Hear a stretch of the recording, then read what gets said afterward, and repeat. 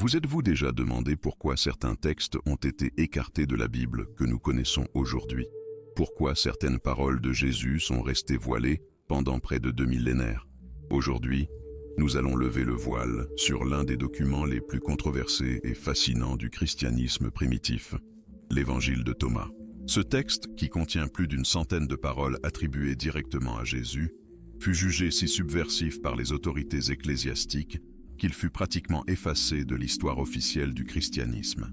Imaginez un instant qu'il ait existé un livre recelant les enseignements secrets de Jésus, des mots qu'il aurait prononcés mais qui n'ont jamais intégré les évangiles canoniques, des paroles qui pourraient bouleverser complètement notre compréhension du message chrétien originel. Eh bien, ce livre existe bel et bien, et pendant des siècles, il fut non seulement enfoui physiquement dans les sables du désert égyptien, mais aussi enseveli dans le silence de ceux qui redoutaient son pouvoir transformateur. L'Évangile de Thomas n'est pas qu'un simple texte apocryphe parmi d'autres. C'est une fenêtre directe sur le christianisme le plus archaïque, une collection d'enseignements que certains érudits considèrent comme aussi ancienne que les évangiles canoniques eux-mêmes. Mais voici le véritable mystère, le hic. Si ce texte contient réellement les paroles de Jésus, pourquoi a-t-il été écarté de la Bible? Qu'est-ce qui, dans ces enseignements, était si menaçant pour le pouvoir en place? La réponse à ces questions nous plonge dans l'un des épisodes les plus fascinants et dérangeants de l'histoire du christianisme. Elle nous transporte à une époque où existaient de multiples interprétations du message de Jésus, où plusieurs christianismes rivalisaient pour définir l'orthodoxie. Et dans cette bataille pour le contrôle du récit chrétien, certains textes furent élevés au rang d'écriture sacrée, tandis que d'autres furent condamnés comme de dangereuses hérésies. Mais avant de nous immerger dans les profondeurs de ce mystère historique, nous devons comprendre un point fondamental. L'Évangile de Thomas ne raconte pas l'histoire de Jésus comme les évangiles traditionnels. Il ne parle ni de sa naissance, ni de sa crucifixion, ni de sa résurrection. Au lieu de cela, il se concentre exclusivement sur ses enseignements, sur les paroles qu'il aurait prononcées, pour révéler les secrets les plus profonds de l'existence humaine et de la nature divine. Ces enseignements, connus sous le nom de logia ou de paroles, présentent un Jésus qui s'exprime de manière cryptique, énigmatique, presque comme un maître de sagesse orientale. Ces mots ne sont pas toujours réconfortants ou familiers pour ceux qui sont habitués au message traditionnel du christianisme. Au contraire, nombre de ces enseignements remettent en question des concepts fondamentaux sur le salut, le royaume de Dieu et la nature même de la divinité. Le texte débute par une déclaration qui intrigue les chercheurs depuis des décennies. Voici les paroles secrètes que Jésus le vivant a dites et que Didyme Judas Thomas a écrites. Le mot « secrète » ici ne se réfère pas nécessairement à des enseignements cachés pour quelques élus, mais plutôt à des enseignements profonds qui requièrent une compréhension particulière pour être interprétés correctement. L'une des caractéristiques les plus frappantes de l'Évangile de Thomas est la manière dont il présente le concept du royaume de Dieu. Alors que dans les évangiles canoniques, le royaume est fréquemment décrit comme une réalité future ou comme une communauté de croyants, dans l'Évangile de Thomas, nous trouvons quelque chose de radicalement différent. Ici, Jésus parle du royaume comme d'une réalité présente, comme un état de conscience qui peut être atteint par la connaissance de soi. Cette perspective révolutionnaire sur le royaume de Dieu n'est pas fortuite.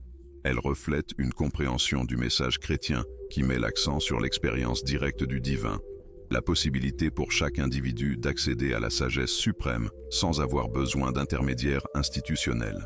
Pouvez-vous imaginer pourquoi cela aurait été menaçant pour une Église qui se consolidait comme l'unique médiatrice entre Dieu et l'humanité? Pour comprendre pleinement l'impact historique de l'Évangile de Thomas, nous devons nous situer dans le contexte du christianisme primitif des premiers siècles après Jésus-Christ. À cette époque, le christianisme n'était pas une religion unifiée avec des doctrines clairement établies. C'était plutôt un mouvement diversifié, avec de multiples interprétations du message de Jésus coexistant et souvent en compétition. Il existait des communautés chrétiennes qui mettaient l'accent sur différents aspects des enseignements de Jésus. Certaines se concentraient sur son message social de justice et d'amour du prochain. D'autres se concentraient sur les aspects apocalyptiques de sa prédication.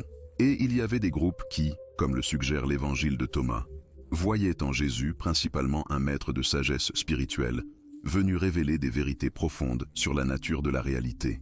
Durant les 3 premiers siècles du christianisme, ces différentes tendances ont coexisté avec une relative liberté. Les textes que nous connaissons aujourd'hui comme apocryphes circulait largement parmi les communautés chrétiennes et était considéré par beaucoup comme des écritures légitimes. Le processus de canonisation, c'est-à-dire la sélection officielle des textes qui feraient partie du Nouveau Testament, fut un processus graduel qui s'est étendu sur plusieurs siècles. La situation a changé de façon spectaculaire au IVe siècle, lorsque l'empereur Constantin a légalisé le christianisme dans l'Empire romain, puis s'est converti au christianisme. Cet événement, connu sous le nom d'édit de Milan en l'an 313, a marqué le début d'une nouvelle ère pour le christianisme, mais aussi le commencement de la fin pour de nombreuses traditions chrétiennes alternatives qui avaient prospéré dans la clandestinité. Si cette histoire de textes perdus et retrouvés, de vérités cachées qui remettent en question nos croyances les plus fondamentales, vous passionne, alors ne manquez pas la suite de cet incroyable voyage. Assurez-vous de vous abonner à la chaîne et d'activer les notifications, car nous avons préparé bien d'autres vidéos qui exploreront les mystères les plus profonds de l'histoire du christianisme et des religions du monde. Avec le soutien impérial, l'Église chrétienne a commencé à consolider non seulement son pouvoir politique, mais aussi son autorité doctrinale. Les conciles œcuméniques, réunions d'évêques du monde chrétien, sont devenus les mécanismes par lesquels les croyances officielles du christianisme étaient définies. Et dans ce processus de définition de l'orthodoxie, de nombreux textes qui avaient été vénérés par des générations de chrétiens furent soudainement déclarés hérétiques.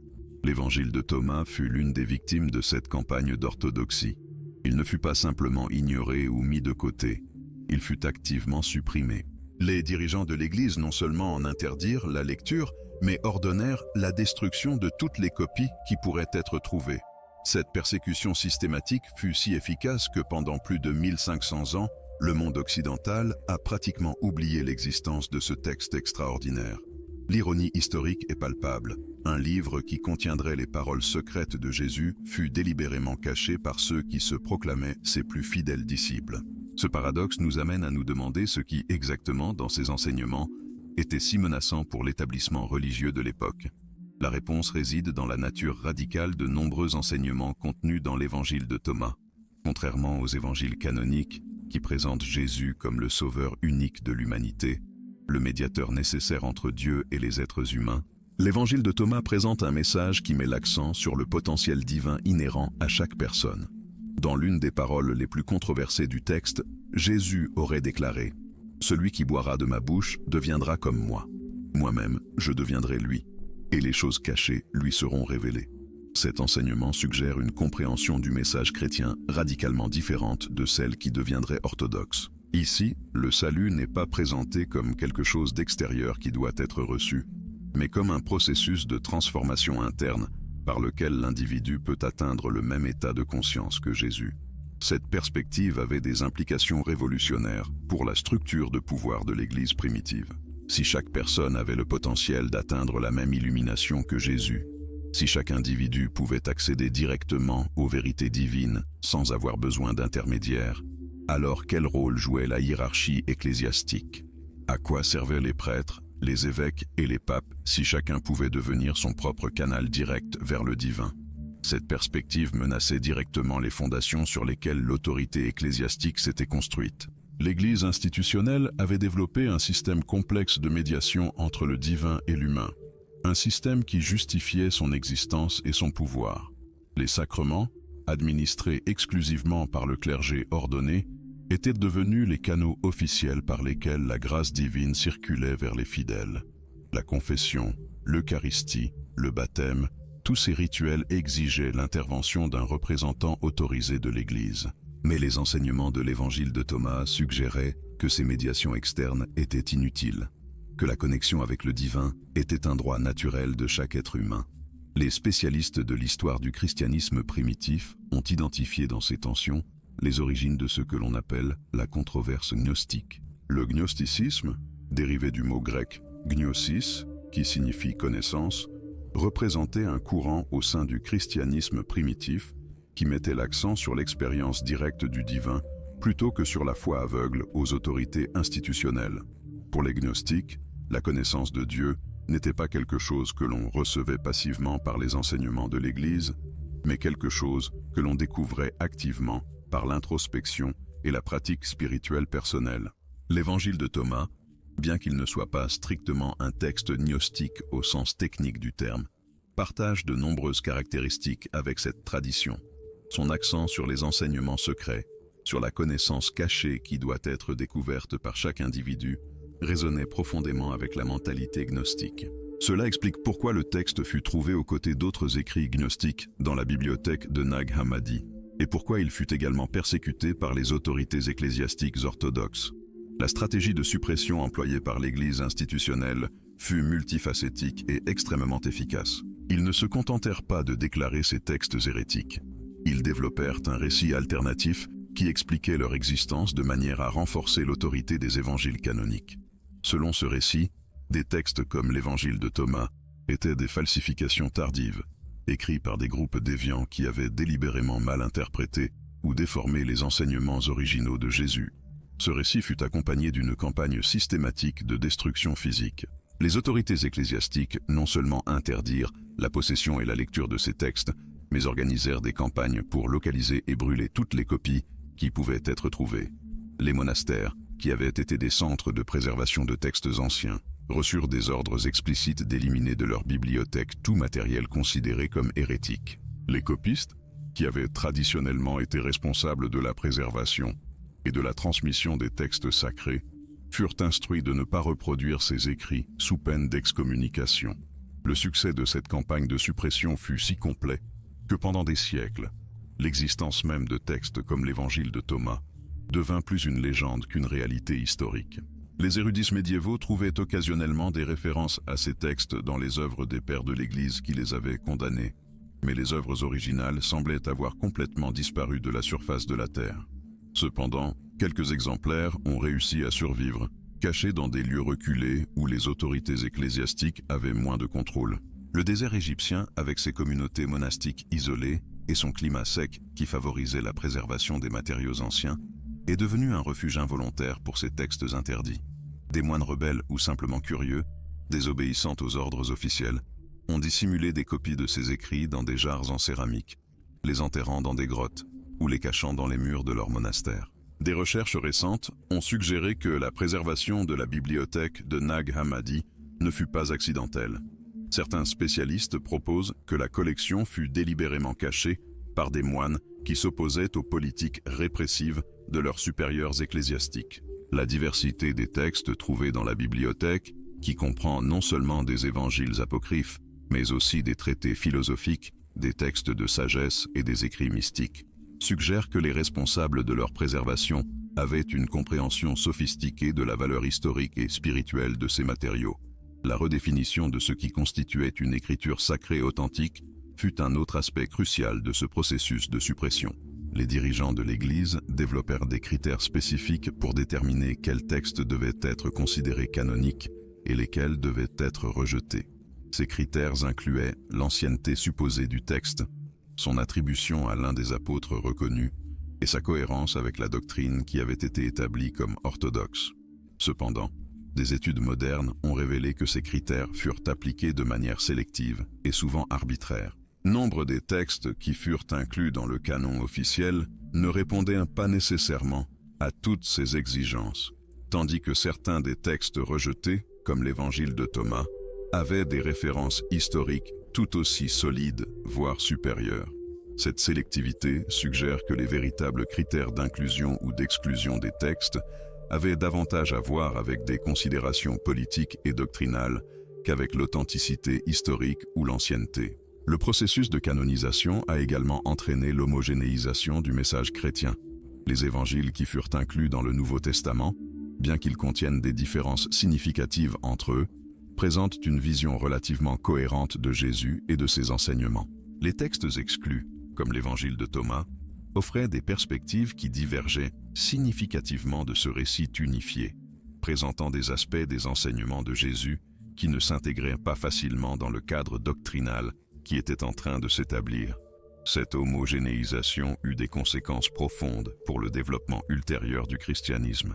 En éliminant les voix discordantes et les perspectives alternatives, l'Église institutionnelle créa une tradition qui paraissait plus unifiée et cohérente qu'elle ne l'avait probablement été en réalité durant les premiers siècles du christianisme. Les tensions, les débats et la diversité d'opinions qui caractérisaient le christianisme primitif furent progressivement effacés de la mémoire historique officielle, créant l'impression qu'un consensus clair sur les enseignements fondamentaux de la foi avait toujours existé. La préservation accidentelle de l'évangile de Thomas dans les sables d'Égypte représente l'un des rebondissements les plus ironiques de l'histoire religieuse. Tandis que les autorités ecclésiastiques croyaient avoir éliminé avec succès tous les vestiges de ces enseignements alternatifs, la nature elle-même conspira pour maintenir ces textes en vie pendant plus de 1500 ans. Les spécialistes de la conservation des manuscrits ont déterminé que les conditions arides du désert égyptien offraient l'environnement parfait pour la préservation des papyrus anciens, quelque chose que les moines du IVe siècle n'auraient pu anticiper lorsqu'ils ont enseveli ces textes près de Nag Hammadi. L'analyse chimique des matériaux utilisés pour la création de ces codex révèle des détails fascinants sur les méthodes de production de livres dans le monde antique. Les chercheurs ont découvert que le parchemin utilisé pour l'évangile de Thomas a été préparé avec des techniques spécifiques qui suggèrent un niveau considérable de sophistication dans sa fabrication. L'encre employée contient des éléments qui ont permis aux spécialistes modernes de déterminer non seulement la région générale où elle fut produite, mais aussi la période approximative de sa création. Ces analyses techniques ont fourni des preuves supplémentaires qui confirment l'ancienneté et l'authenticité du texte, contredisant les affirmations de certains critiques qui ont suggéré que l'Évangile pourrait être une falsification ultérieure. La structure littéraire de l'Évangile de Thomas présente des caractéristiques uniques qui le distinguent clairement des évangiles canoniques. Contrairement aux textes inclus dans le Nouveau Testament, qui suivent des récits biographiques de la vie de Jésus, l'Évangile de Thomas adopte le format d'une collection de paroles, similaire aux textes sapientiaux de l'Ancien Testament. Cette structure a conduit certains spécialistes à proposer qu'il représente une tradition plus ancienne de préservation des enseignements de Jésus, une tradition qui se concentrait sur la transmission de sagesse pratique et de concepts spirituels, plutôt que sur des récits historiques d'événements spécifiques. Le langage utilisé dans le texte copte original révèle des influences linguistiques complexes qui fournissent des indices sur son origine et sa transmission. Les analyses philologiques ont identifié des éléments qui suggèrent que le texte copte fut traduit d'un original grec, qui à son tour aurait pu être traduit de sources araméennes encore plus anciennes. Cette chaîne de traduction est significative car l'araméen était la langue parlée par Jésus et ses disciples immédiats, ce qui suggère une possible connexion directe avec les enseignements originaux. Cependant, chaque niveau de traduction introduit également la possibilité de changements subtils de sens, ce qui complique les efforts pour déterminer exactement quelles paroles auraient pu être prononcées par le Jésus historique. Les 114 premières paroles de l'Évangile de Thomas couvrent un éventail extraordinairement large de thèmes spirituels et philosophiques. Certaines de ces paroles ont des parallèles directs dans les évangiles canoniques, mais sont présentées dans des contextes légèrement différents qui altèrent souvent leur signification interprétative. Par exemple, la célèbre parabole du semeur apparaît à la fois dans l'évangile de Thomas et dans les évangiles synoptiques, mais la version de Thomas omet l'explication allégorique détaillée que l'on trouve dans les textes canoniques. Cette différence a conduit certains spécialistes à suggérer que la version de Thomas pourrait représenter une forme plus primitive de la parabole, avant que les interprétations allégoriques spécifiques ne soient ajoutées par les communautés chrétiennes ultérieures. D'autres paroles de l'évangile de Thomas n'ont pas de parallèle dans les textes canoniques et présentent des enseignements qui défiaient souvent les interprétations conventionnelles du message de Jésus. L'un des aspects les plus controversés du texte est son accent sur la connaissance directe et interne comme moyen de salut, contrastant avec l'accent sur la foi et la grâce qui caractérise une grande partie du christianisme ultérieur. Cette différence fondamentale dans la compréhension de la nature du salut s'explique par le concept du règne des cieux est abordé de manière singulière dans l'évangile de Thomas, là où les évangiles canoniques le dépeignent fréquemment comme une réalité future, instaurée par une intervention divine. De nombreux aphorismes thomasiens suggèrent au contraire qu'il s'agit d'une réalité présente et directement accessible, pour quiconque possède la connaissance appropriée. Cette perspective est magnifiquement synthétisée dans l'un des propos les plus célèbres du texte, où Jésus affirme que le règne est à la fois intérieur et extérieur à l'individu, mais que beaucoup échouent à le reconnaître par défaut de connaissance de soi. La représentation des femmes dans l'évangile de Thomas présente également des aspects qui divergent notablement des schémas habituels observés dans d'autres textes chrétiens primitifs. Bien que l'évangile s'achève sur une parole controversée concernant Marie-Madeleine, qui a suscité d'amples débats académiques, d'autres passages du texte suggèrent une attitude plus inclusive quant à la participation des femmes à la vie spirituelle de la communauté. Certains spécialistes ont avancé que cette inclusivité reflétait les pratiques de certaines communautés chrétiennes primitives, lesquelles autorisaient des rôles plus éminents pour les femmes, avant que ces pratiques ne soient progressivement circonscrites par la structure institutionnelle naissante de l'Église. L'absence de référence à des événements précis de la vie de Jésus, tels que sa naissance, son baptême, sa crucifixion et sa résurrection, a été interprétée de multiples façons par les exégètes. Certains ont avancé que cette lacune témoignait d'une tradition chrétienne focalisée exclusivement sur les enseignements de Jésus, indépendamment des détails biographiques de son existence. D'autres ont émis l'hypothèse que le texte fut compilé pour un public déjà familier de ces événements, et qu'il n'était donc pas nécessaire de les réitérer. Une troisième lecture suggère que la communauté à l'origine de l'évangile de Thomas avait une appréciation fondamentalement différente de l'importance relative des enseignements par rapport aux événements dans la tradition chrétienne. Les techniques littéraires employées dans l'évangile de Thomas révèlent une sophistication qui laisse penser que ces compilateurs possédaient une connaissance approfondie des traditions rhétoriques et pédagogiques de leur époque. Nombre de ces aphorismes sont structurés de manière à faciliter la mémorisation, recourant à des parallélismes, des chiasmes et autres figures de style courantes dans la littérature sapientielle du monde méditerranéen antique. Cette architecture mnémotechnique suggère que le texte fut conçu pour une transmission orale, ce qui s'accorde avec les pratiques éducatives des communautés religieuses de l'époque, qui privilégiaient la mémorisation et la récitation des textes sacrés. La diversité thématique au sein de l'Évangile reflète également la complexité des préoccupations spirituelles des premières communautés chrétiennes. Les aphorismes abordent des questions pratiques d'éthique comportementale, des réflexions philosophiques sur la nature du réel, des instructions précises concernant les pratiques spirituelles et des spéculations mystiques sur l'essence de l'existence divine. Cette vaste étendue thématique suggère que le texte remplissait de multiples fonctions au sein de la communauté, agissant simultanément comme un guide moral, un manuel spirituel et un recueil de sagesse ésotérique. Les études académiques ont révélé que l'influence de l'évangile de Thomas sur les premières communautés chrétiennes fut bien plus étendue que ce que l'on avait traditionnellement admis. Des recherches récentes indiquent que plusieurs éléments présents dans ce texte ont été intégrés à diverses traditions chrétiennes ultérieures, souvent de manière si subtile que cette influence est demeurée inaperçue pendant des siècles. La persistance de certaines phrases et concepts dans des écrits postérieurs suggère que les idées contenues dans l'évangile de Thomas ont continué à circuler dans les cercles chrétiens, même après que le texte lui-même eût été relégué à une position marginale au sein du canon en gestation. La répartition géographique des manuscrits et fragments de l'évangile de Thomas révèle des schémas qui suggèrent un réseau de transmission bien plus complexe que ce qui avait été initialement supposé. Des preuves archéologiques attestent que des copies du texte ont circulé non seulement en Égypte, où fut découvert le manuscrit complet le plus célèbre, mais aussi dans des régions incluant la Syrie, l'Asie mineure et potentiellement même certaines parties de la Méditerranée occidentale. Cette vaste diffusion indique que l'Évangile a joui d'une acceptation notable au sein de diverses communautés chrétiennes primitives, contredisant ainsi les récits traditionnels qui le dépeignent comme un texte sectaire à l'influence circonscrite. Les méthodes d'analyse textuelle ont démontré que l'Évangile de Thomas préserve des formes d'aphorismes de Jésus qui, dans certains cas, pourraient représenter des versions plus archaïques que celles trouvées dans les évangiles canoniques.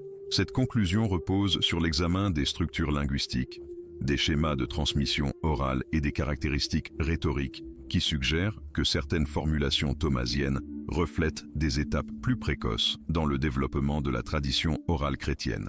De telles découvertes ont contraint les spécialistes à reconsidérer les hypothèses traditionnelles concernant la chronologie du développement de la littérature chrétienne primitive et la relation entre les diverses mouvances de la tradition. L'interaction entre l'évangile de Thomas et la littérature sapientielle juive révèle des connexions qui avaient été sous-estimées lors d'études antérieures. Des analyses comparatives ont identifié des parallèles significatifs entre les aphorismes contenus dans l'Évangile et les traditions préservées dans des textes tels que les Proverbes, l'Ecclésiaste et la littérature sapientielle intertestamentaire. Ces correspondances suggèrent que les compilateurs de l'évangile de Thomas étaient profondément versés dans la tradition sapientielle juive et qu'ils ont consciemment intégré des éléments de cette tradition dans leur présentation des enseignements de Jésus. Cette incorporation ne semble pas avoir été purement superficielle, mais reflète plutôt une compréhension raffinée de la manière dont les enseignements de Jésus s'articulaient avec les courants plus larges de la pensée sapientielle de l'ancien monde méditerranéen.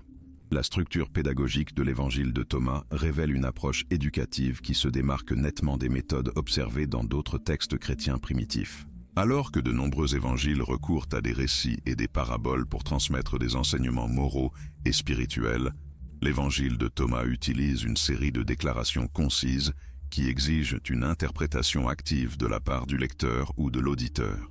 Cette démarche pédagogique suggère une méthodologie éducative privilégiant la découverte personnelle et la contemplation individuelle, en contraste avec les approches plus didactiques employées dans d'autres écrits de l'époque. Les techniques herméneutiques mises en œuvre par les communautés qui utilisaient l'évangile de Thomas peuvent être inférées des schémas d'interprétation manifestes au sein du texte lui-même.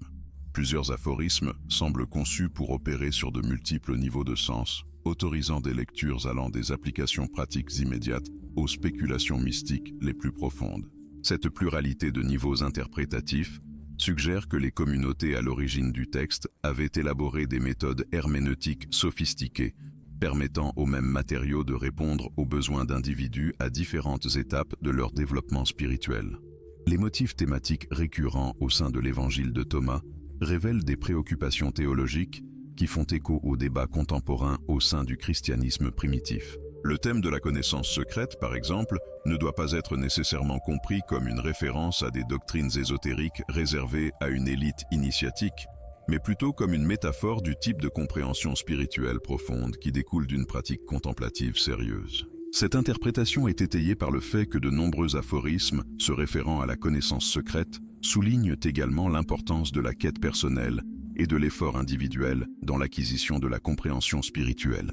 La relation entre l'évangile de Thomas et les traditions mystiques ultérieures a fait l'objet de recherches académiques considérables. Certains spécialistes ont avancé que certains éléments présents dans l'évangile pourraient avoir influencé le développement de traditions mystiques, tant chrétiennes que non chrétiennes, au cours de périodes ultérieures.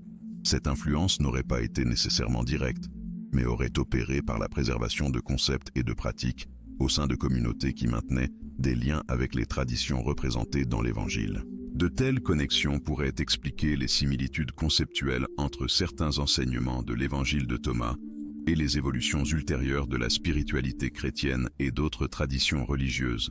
La fonction sociale de l'Évangile de Thomas au sein des communautés qui l'utilisaient fut probablement plus complexe que celle de simples pourvoyeurs d'enseignements spirituels. Le texte semble avoir également servi de marqueur d'identité communautaire, distinguant les groupes qui lui accordèrent de la valeur de ceux qui adhéraient exclusivement à d'autres écrits chrétiens primitifs.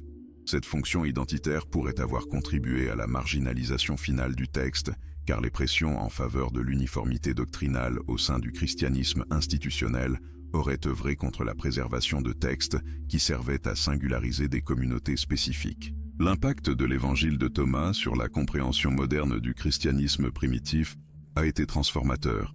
Sa découverte a contraint les universitaires à admettre que la diversité au sein du christianisme primitif était bien plus vaste que ce que les seules sources canoniques avaient laissé entrevoir. Cette diversité ne doit pas être perçue comme une déviation d'une forme orthodoxe originelle, mais plutôt comme la preuve que le christianisme primitif était intrinsèquement pluriel dans ses expressions théologiques, ses pratiques rituelles et ses structures communautaires. L'évangile de Thomas représente l'une des fenêtres les plus limpides offertes sur cette diversité originelle. Les implications de l'évangile de Thomas pour la compréhension de la figure historique de Jésus continuent de faire l'objet de vifs débats parmi les spécialistes. Certains ont avancé que l'évangile préservait des enseignements authentiques de Jésus, lesquels auraient été ultérieurement obscurcis ou perdus dans les traditions devenues dominantes. D'autres ont suggéré que le texte reflétait des développements ultérieurs de la pensée chrétienne, attribués rétroactivement à Jésus. Une troisième perspective propose que l'Évangile témoigne de la manière dont certaines communautés chrétiennes primitives comprenaient et interprétaient les enseignements de Jésus. indépendamment des questions d'authenticité historique spécifiques.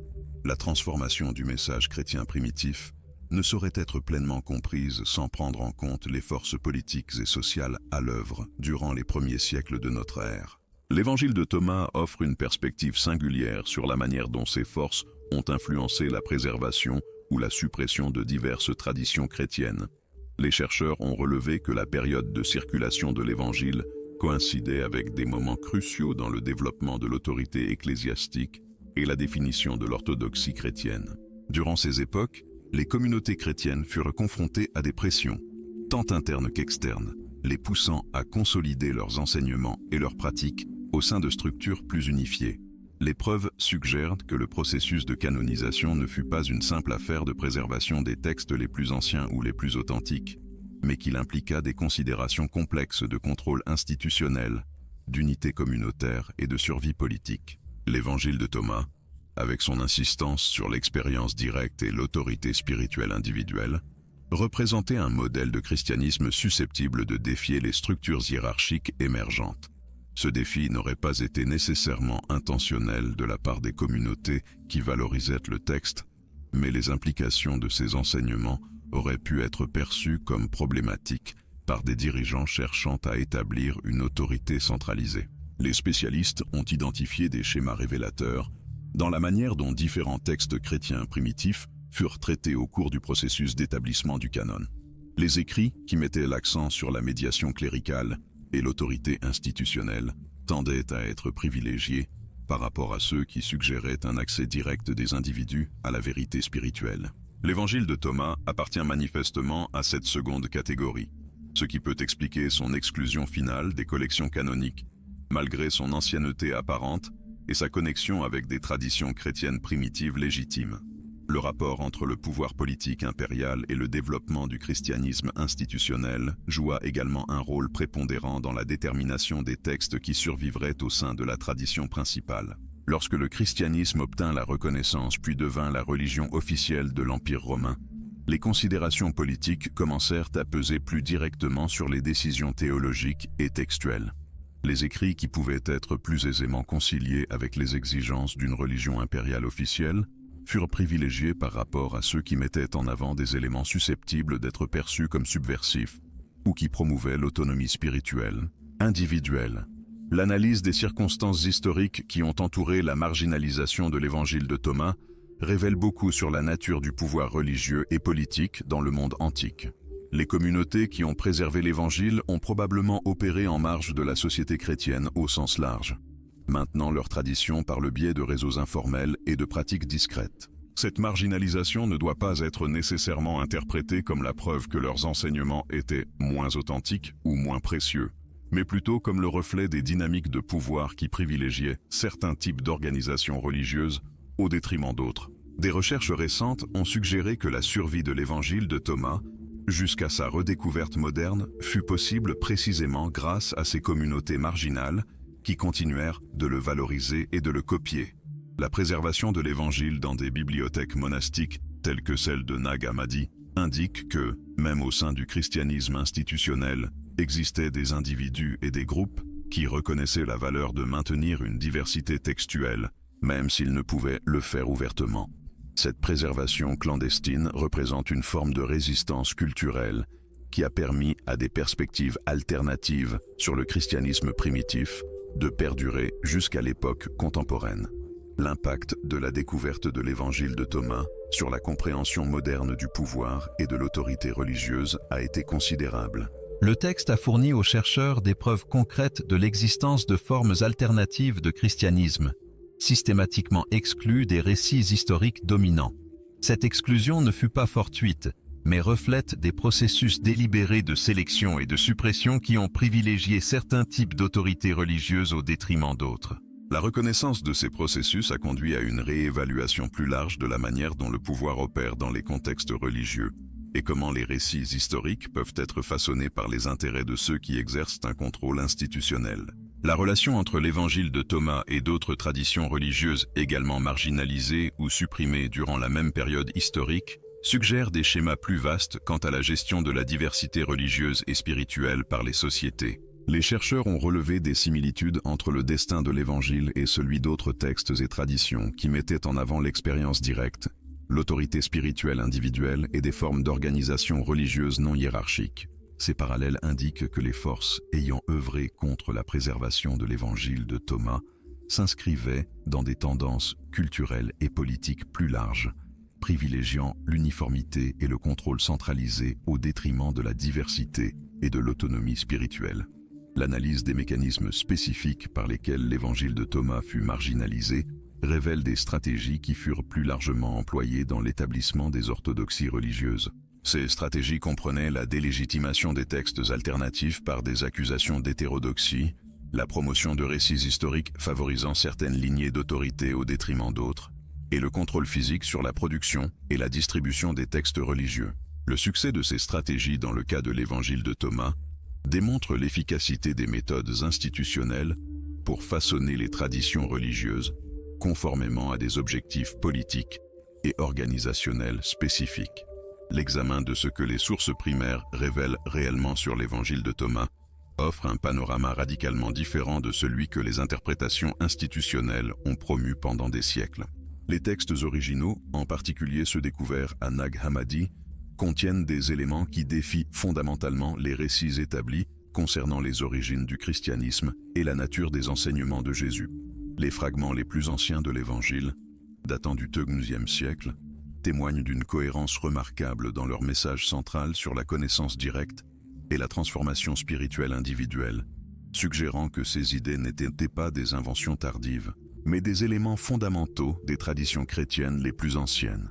Les recherches philologiques ont démontré que nombre des aphorismes attribués à Jésus dans l'Évangile de Thomas sont non seulement cohérents avec la langue et le contexte culturel du 1er siècle, mais qu'ils préservent, dans certains cas, des formes plus archaïques de ces propos que les versions présentes dans les évangiles canoniques. Les études linguistiques ont identifié des araméismes et des hébraïsmes dans la tradition textuelle qui pointent vers des sources très anciennes, potentiellement antérieures à certaines des traditions ayant informé les évangiles synoptiques. Cette preuve linguistique suggère que l'évangile de Thomas ne fut pas une création tardive influencée par des philosophies hellénistiques, comme certains critiques l'ont soutenu, mais qu'il conserve des éléments authentiques des traditions des paroles attribuées à Jésus qui circulaient au sein des communautés chrétiennes les plus primitives. Les analyses comparatives entre les aphorismes de l'évangile de Thomas et d'autres sources chrétiennes anciennes ont révélé des schémas de développement et de transmission qui témoignent de processus de sélection et de modification ayant privilégié certaines interprétations au détriment d'autres. Les chercheurs ont observé que de nombreux aphorismes mettant en avant l'autorité spirituelle individuelle et la transformation intérieure directe furent progressivement modifiés ou éliminés des traditions qui furent finalement canonisées. Cette modification ne semble pas avoir été le résultat de processus naturels de transmission textuelle, mais plutôt de décisions délibérées visant à uniformiser la doctrine et à consolider le pouvoir institutionnel. L'évangile de Thomas, dans ses diverses strates textuelles, reflète des préoccupations théologiques et organisationnelles spécifiques aux communautés qui en ont assuré la préservation et la transmission. Chaque facette de ce texte ancien est imprégnée des défis et des visions propres à ces groupes, modelant ainsi sa perception et son usage au fil des siècles. Les preuves archéologiques du contexte d'utilisation de l'évangile de Thomas apportent un éclairage précieux sur sa fonction et sa signification au sein des premières communautés chrétiennes. Les vestiges de bibliothèques monastiques où le texte fut découvert témoignent de sa valeur, placé aux côtés d'autres écrits prônant la contemplation, la sagesse spirituelle et l'expérience mystique directe. Cette association suggère que l'Évangile était perçu comme un maillon essentiel d'une tradition spirituelle, privilégiant la transformation personnelle et l'éveil de la conscience, plutôt que la stricte observance de dogmes ou l'intégration à des hiérarchies institutionnelles rigides. Les sources patristiques, bien que majoritairement critiques à l'égard de l'Évangile de Thomas, nous livrent des informations précieuses sur sa réception et son usage à travers les âges. Même les condamnations les plus virulentes reconnaissent implicitement l'influence et la popularité de l'Évangile dans certains cercles chrétiens, suggérant ainsi l'existence d'une tradition significative, capable de rivaliser efficacement avec d'autres interprétations du christianisme. Les motifs spécifiques invoqués pour son rejet, son insistance sur la connaissance directe, Sa présentation de Jésus comme un maître de sagesse plutôt qu'une figure sacrificielle, et son apparente absence de structure ecclésiastique, en disent autant sur les priorités des censeurs que sur le contenu intrinsèque du texte. Les études textuelles ont révélé des strates de développement au sein de l'évangile de Thomas, témoignant d'un processus de composition et de transmission complexe s'étendant sur plusieurs siècles. Les couches les plus anciennes du texte semblent conserver des traditions de parole qui pourraient remonter aux toutes premières communautés chrétiennes, tandis que les ajouts ultérieurs reflètent les évolutions théologiques et spirituelles survenues à mesure que ces communautés s'adaptaient à divers contextes historiques. Ce dynamisme textuel suggère que l'Évangile ne fut pas une création statique, mais une tradition vivante, continuant de croître et de se modeler en réponse aux besoins spirituels et intellectuels de ceux qui l'ont conservé. La relation entre l'Évangile de Thomas et d'autres traditions de sagesse du monde méditerranéen antique a fait l'objet de recherches approfondies, révélant aussi bien des influences mutuelles que des développements indépendants convergeant vers des thèmes et des approches similaires. Les parallèles avec les traditions de sagesse juives, les philosophies grecques axées sur la connaissance de soi et les courants spirituels d'autres cultures méditerranéennes suggèrent que l'Évangile s'inscrivait dans des dialogues culturels plus vastes concernant la nature de la sagesse, la transformation spirituelle et le lien entre connaissance et expérience directe. Ces connexions démontrent que le christianisme primitif n'était pas une tradition isolée, mais participait activement aux échanges intellectuels et spirituels de son époque. Les implications des preuves issues des sources primaires pour notre compréhension moderne du christianisme primitif sont profondes et continuent d'alimenter le débat académique et la réflexion théologique. Ces textes suggèrent que la diversité des perspectives chrétiennes au 1er siècle était bien plus vaste que ne l'ont admis les récits historiques traditionnels, englobant des approches fondamentalement différentes sur des questions centrales telles que la nature de l'autorité spirituelle, le rôle de l'expérience directe dans le cheminement spirituel, et la relation entre connaissance et transformation personnelle. Cette vision élargie de la diversité chrétienne primitive a conduit à la remise en question de nombreuses hypothèses sur l'unité et la continuité des traditions chrétiennes. La conciliation des différentes perspectives sur l'évangile de Thomas et sa place dans l'histoire chrétienne exige une approche qui reconnaisse à la fois les contributions légitimes des interprétations traditionnelles et les nouvelles compréhensions issues de la recherche moderne. Les perspectives traditionnelles ont su préserver des aperçus essentiels sur l'importance de la communauté, la continuité historique et la cohérence doctrinale dans la vie religieuse, tandis que les interprétations modernes de l'Évangile ont réhabilité des aspects précieux de la spiritualité chrétienne primitive, valorisant l'expérience directe, la transformation personnelle et la sagesse contemplative. L'intégration de ces points de vue ouvre des voies pour des formes de christianisme qui honorent tant la richesse de la tradition historique que l'authenticité de la quête spirituelle individuelle. Ce processus de conciliation exige également de reconnaître la manière dont les interprétations traditionnelles et modernes ont été façonnées par les contextes culturels et politiques dans lesquels elles ont émergé. Les lectures traditionnelles reflétaient les besoins et les priorités de communautés confrontées à des défis spécifiques liés à l'unité, à l'autorité et à la survie institutionnelle, tandis que les interprétations modernes sont nées dans des environnements valorisant la diversité, l'autonomie individuelle et la recherche critique. Cette reconnaissance des influences contextuelles n'invalide aucune perspective, mais offre un cadre pour les appréhender plus pleinement et évaluer leurs contributions respectives de manière plus équilibrée. Les possibilités de dialogue constructif entre les diverses interprétations de l'évangile de Thomas et sa signification se sont élargies grâce au développement de nouvelles méthodologies académiques. Celles-ci mettent l'accent sur la compréhension contextuelle, l'analyse interdisciplinaire et la reconnaissance de la complexité historique. Ces approches ont favorisé des conversations plus nuancées, dépassant les polarisations traditionnelles entre orthodoxie et hétérodoxie, permettant ainsi d'explorer les contributions spécifiques que différentes traditions ont apportées au développement de la pensée et de la pratique chrétienne. Il en résulte une compréhension plus riche et complexe de l'histoire chrétienne, qui reconnaît aussi bien les continuités que les discontinuités au sein des traditions. L'impact transformateur de l'évangile de Thomas sur la compréhension contemporaine de la spiritualité et de l'expérience religieuse s'étend bien au-delà des sphères académiques, influençant des évolutions plus larges dans la culture spirituelle moderne. L'accent mis par l'Évangile sur la connaissance directe, la transformation personnelle et la sagesse contemplative a trouvé un écho auprès d'individus et de communautés en quête de formes de spiritualité intégrant la réflexion intellectuelle à l'expérience pratique. Cette résonance a contribué à un regain d'intérêt pour les traditions contemplatives, les pratiques de pleine conscience et les approches spirituelles qui privilégient l'expérience directe sur l'adhésion doctrinale. Les enseignements de l'Évangile sur la nature de la connaissance spirituelle et la transformation personnelle ont offert des ressources précieuses aux individus cherchant à approfondir leur compréhension de leur propre essence spirituelle et de leur lien avec le divin.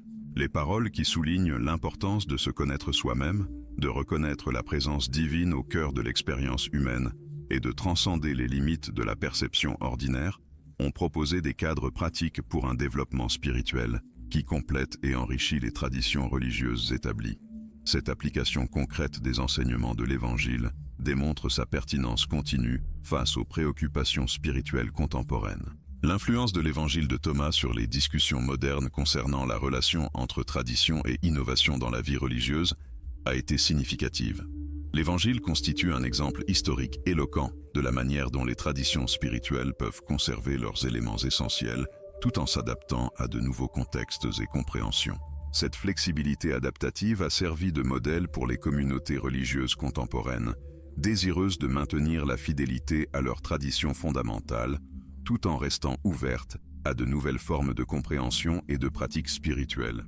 La découverte et l'étude de l'Évangile de Thomas ont également contribué à une appréciation accrue de l'importance de préserver la diversité textuelle et traditionnelle dans les contextes religieux. L'histoire de cet évangile, sa marginalisation initiale, sa préservation par des communautés dédiées et sa redécouverte moderne démontrent à la fois la fragilité et la résilience des traditions spirituelles alternatives.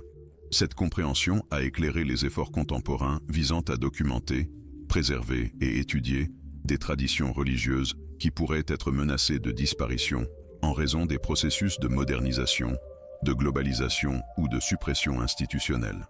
Les leçons de l'Évangile de Thomas concernant la nature du pouvoir spirituel et de l'autorité religieuse demeurent pertinentes pour les discussions contemporaines sur le leadership religieux, la participation communautaire et la prise de décision dans les contextes spirituels. Le modèle d'autorité spirituelle qui émerge de l'Évangile, fondé sur la sagesse, l'expérience directe et la capacité à faciliter la transformation chez autrui, offre des alternatives au modèle hiérarchique traditionnel, qui repose principalement sur la position institutionnelle ou l'adhésion doctrinale. Cette perspective alternative a éclairé les développements au sein de communautés spirituelles qui privilégient des formes de leadership et d'organisation plus participatives et collaboratives. La contribution de l'Évangile à la compréhension de la relation entre le savoir intellectuel et l'expérience spirituelle a été particulièrement influente dans les contextes éducatifs où les individus cherchent à intégrer l'apprentissage académique au développement personnel et spirituel. Les enseignements de l'Évangile suggèrent que la véritable connaissance spirituelle émerge de l'intégration de la compréhension conceptuelle à l'expérience pratique et à la transformation personnelle. Cette perspective a inspiré des approches pédagogiques qui privilégient l'apprentissage expérientiel, la réflexion personnelle et l'application pratique des connaissances dans des contextes de vie réelle.